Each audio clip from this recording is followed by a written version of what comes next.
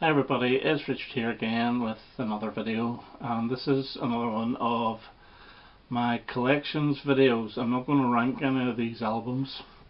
It's a little bit like the Ian Hunter and Mott the Hoople video I did last week, but this one's going to concentrate on Roy Wood, who was with The Move. He was with ELO and he was with Wizzard, and he had a solo career. And between around 1966 to about 1976, the guy was in the charts constantly, but not so much on the albums charts. I think the highest ever position he got in the albums charts was with the debut Move album. But I'll start off with The Move and we'll work through chronologically the albums I have on vinyl, plus I'll show a few CDs where I don't have vinyl, and I'll show a few compilations. Now this time, unlike the Ian Hunter Mott the Hoople one, I am going to throw in a few singles, not them all. I'll throw in a few that are very, very important, as they were massive hits. So with The Move, I'm actually going to start off with two compilations. What better way to start than with a Music for Pleasure album, and this is Fire Brigade. And this actually takes in the early Move singles, although it doesn't feature their debut song Night of Fear. I will say about The Move though, they were with Regal Zonophone for the first three albums, and then they moved to Harvest, which means it's difficult to get a compilation of both labels all on the one record. So this is a decent enough starter for any Move fan or anyone who's actually interested in The Move. And Flowers in the Rain, Fire Brigade, Wild Tiger Woman, Blackberry Way, Curly, Brontosaurus, they're all on this. This is very good. But the best Move compilation over the first three albums is this one here. It's a double album, and this is simply called The Collection. This is the Collector Series album, and it does feature Night of Fear on here. But it also features a couple of tracks from the live Something Else EP, which is good to have. Again, Blackberry Way, Curly, Brontosaurus, Yellow Rainbow, Walk Upon the Water, Hello Susie, Flowers in the Rain, I Can Hear the Grass Grow. Great stuff. And this, I do recommend this, even if you do have all the Move studio albums. This is a really good one to have as well.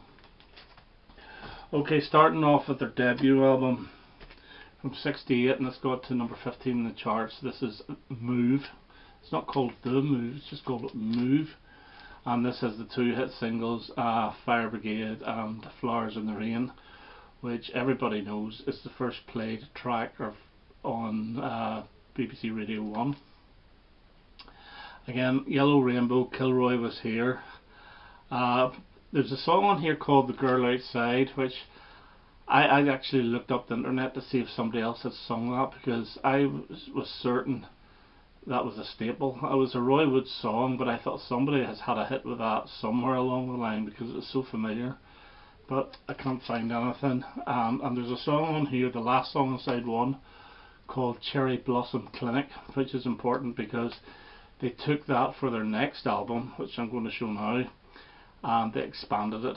So this is a really good debut album. This is one of the best debut albums you could get. It'll be in the top 10-15 debut albums by anyone.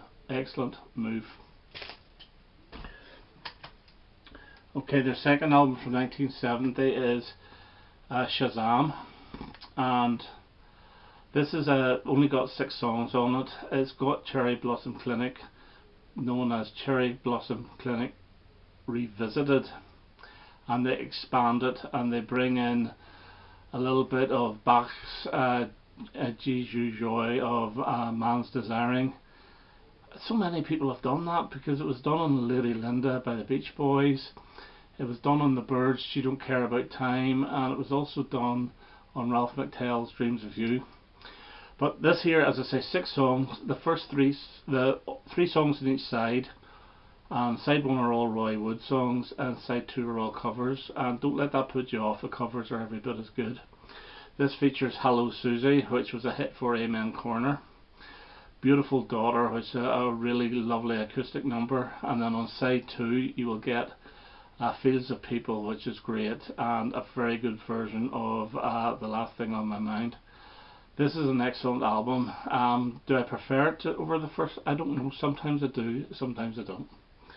So that there is their second album, Shazam.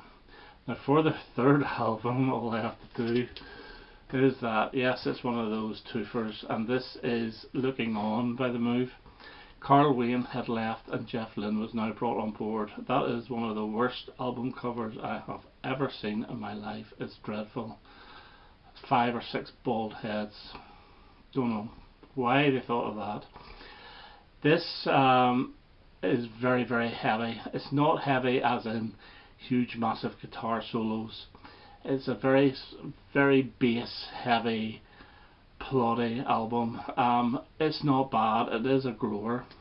I always call this the Fee Fi Fo Fum album because it's almost like, you know, a big giant boom boom boom the whole way through.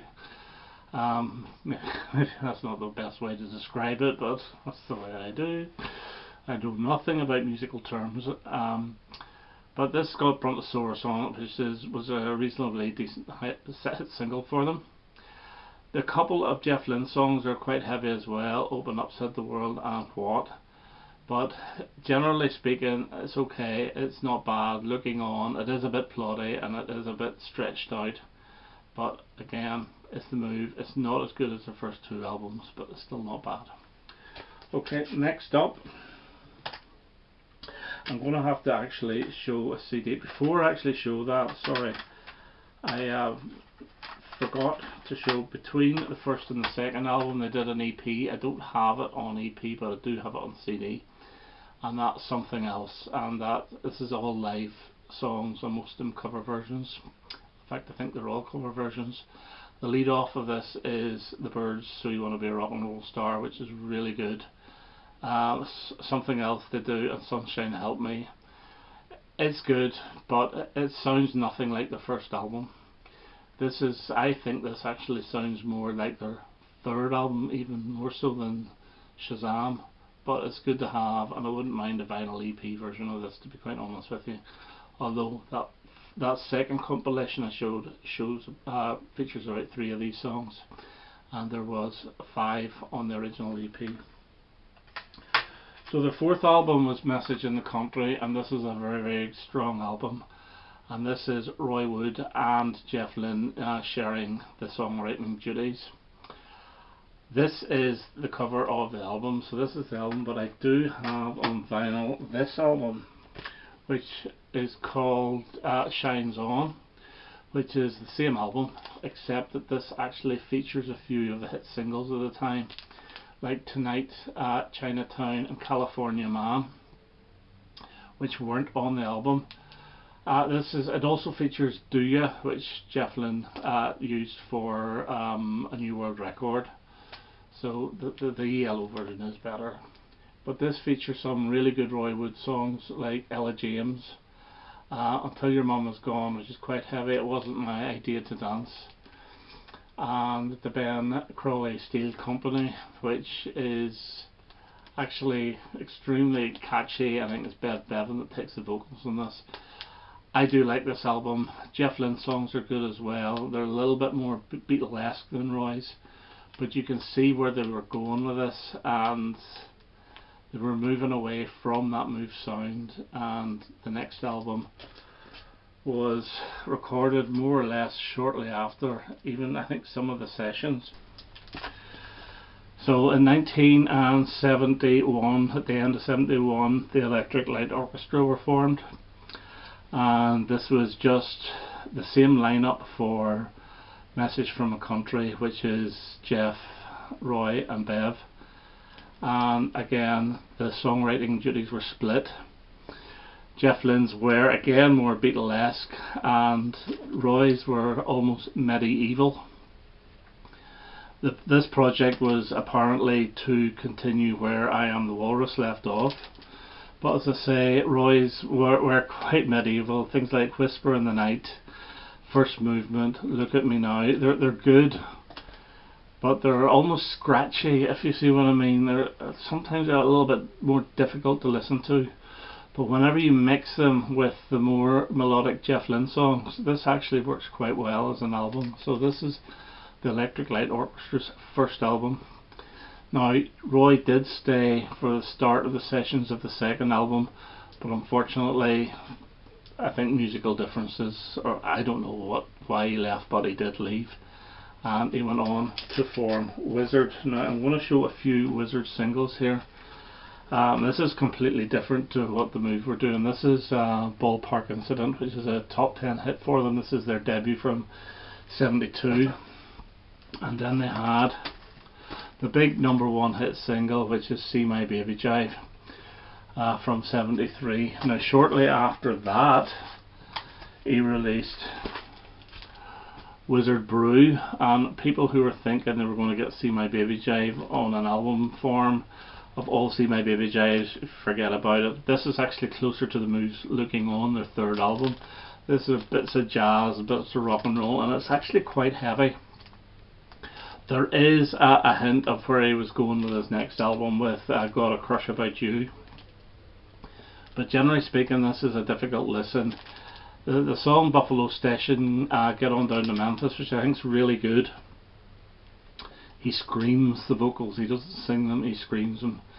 So it's an odd album, but it charted, it did okay, but it wasn't what people were expecting. I think it went into the cheapo bin very quickly after release. Okay, a few more singles from '73, a #1 hit again with Angel Fingers, which is excellent, and then a solo hit. Sorry, I don't have that single. The solo hit with Dear Elaine, and he released this album in '73 called Boulders, and this is a fantastic album. This was actually recorded around '69, '70. But it was held back because there was always a Move project and they didn't want this being released at the same time as the Move. But this features the Quite Funny When Grandma Plays the Banjo and the beautiful Wake Up. It also has a song called Songs of Praise, which, correct me if I'm wrong, I think it was one of the songs that the New Seekers performed on their Song for Europe, which in those days there used to be a TV show where whoever was going to be the representative for the UK for the Eurovision Song Contest performed about 5 or 6 songs, and the public voted on which one was going to be the best. Songs of Praise was, I think, one of those songs, but they obviously picked Beg, Steal or Borrow. And then after that, another hit single, which is Forever, and it's it's almost like an ode to the Beach Boys. Great song. And then the big Christmas favourite, which is I Wish It Could Be Christmas Every Day. This is my favourite party Christmas song. And then at the start of the year, as we're going into spring, he releases under Wizzard the song called Rock and Roll Winter, which is very good as well. But by this time, this is 4 singles in a row by Wizzard, which all have the same formula, and I think the public were getting a little bit tired. Next up was Eddie and the Falcons, and this is more a rock and roll album. This is very, very accessible.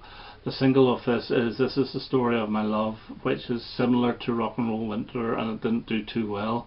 But there's a couple of great songs on this. You Got Me Running, which I believe is also a single, but it didn't chart. Every Day I Wonder, which sounds just like Del Shannon, but this is a very accessible album, very enjoyable. Next up is Mustard, which is possibly its best. This has got the great Look Through the Eyes of a Fool on it, which wasn't a hit.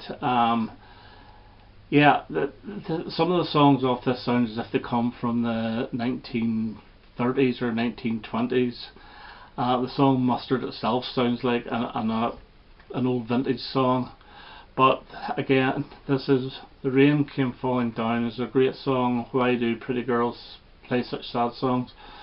It's an excellent album. I love it. It's possibly, this or Boulders would be my favourite Roy Wood album. So this is Mustard from '75. Then in '76, Wizzard were going to release another album, and it was held back and wasn't released until 21st Century, and this is Main Street, and this is very jazz influenced. I heard the story that this was actually going to be originally released as part of a double set with Eddie and the Falcons, showing one side rock and roll, one side jazz. It's okay, it's a bit boring at times, but it does have Indiana Rainbow, which was a single released at the time, but it's good to have it on CD, and it's good to hear what the album would have sounded like. Sax Maniacs was also released as a B-side of one of the other singles. And next up, we're getting through this is very jazz rock influenced. This is Roy Wood's Wizzard Band. There was a single that preceded this called The Stroll, which didn't feature on the album, and it is a very, very good song, and it should have been on the album. But this is a hard listen, this is difficult to get into, but the best song on this by a mile is the last song on side 2 called Earthrise. It's a great number. So that's Roy Wood's Wizzard Band. 1979 and On the Road Again, and this features John Bonham on guitar, or sorry, on drums on Keep Your Hands Off the Wheel, and I think he's on We're on the Road Again as well. This is another very good consistent Roy Wood album. This is a catchier, easy listening. It's much easier to listen to than the Wizzard Band. This wasn't released in the UK. I think this only got a release in America and Germany, so it's good to have it on vinyl. It's now available on CD, but Way Beyond the Rain is probably the best song off this. Okay, now the last album, if I can find it, yeah, I don't have on vinyl, is from 1987, and that's Starting Up, and this is another good album, but this really does have the 80s production. But it's got 3 fantastic songs on it called Red Cars Are After Me, Raining in the City, and On Top of the World. One of the singles off this was called, I believe, Under Fire, yes, which I don't have on single. It's not great, but I wouldn't mind this on vinyl, but again, it's very, very pricey. And I'll show 2 more compilations. This is probably the first one I ever bought, and this is Music for Pleasure again. I bought this in the mid-80s, and this is really good. This has some Wizzard songs on it, as well as the Move, as well as actually the older, or the more recent Move ones. So you get Ballpark Incident, Angel Fingers, See My Baby Jive, I Wish It Could Be Christmas Every Day, along with Tonight, Chinatown, California Man, and also features Going Down the Road, a single from '74, which is like a little sort of ditty reggae type number, which is very good. So this is Roy Wood, and it's just called The Best of 70 to 74.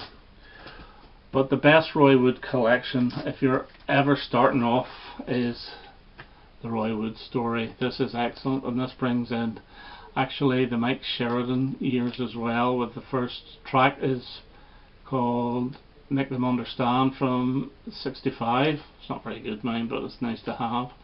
Then you get all the Move singles, including the Regal Zonophone and Harvest ones, and then you get some ELO, as well as the big Wizzard songs and Roy Wood's solo hits. So it's a double album. This is well worth getting. So this is the Roy Wood Story, and I think this was released around 1976-77. So, and it should be available at a decent price. So that's my Roy Wood collection. People tend to forget about him. He's very underrated, but they don't realise he did have 1, 2, 3 #1 hit singles, 2 with Wizzard, 1 with the Move, and he also had that I Wish It Could Be Christmas Every Day, which is played every year, and he was in the charts constantly from the late 60s to the mid 70s, but then I think he burned himself out, to be honest with you. But he still tours today, and he has a big band sound to him, which I can understand him doing that, because he was always very jazz influenced, and some of those albums are very jazz influenced, which I struggle with a bit, but still they're good albums. So that's me and my Roy Wood collection. So I hope to have another video quite soon. So all the best now. Bye bye.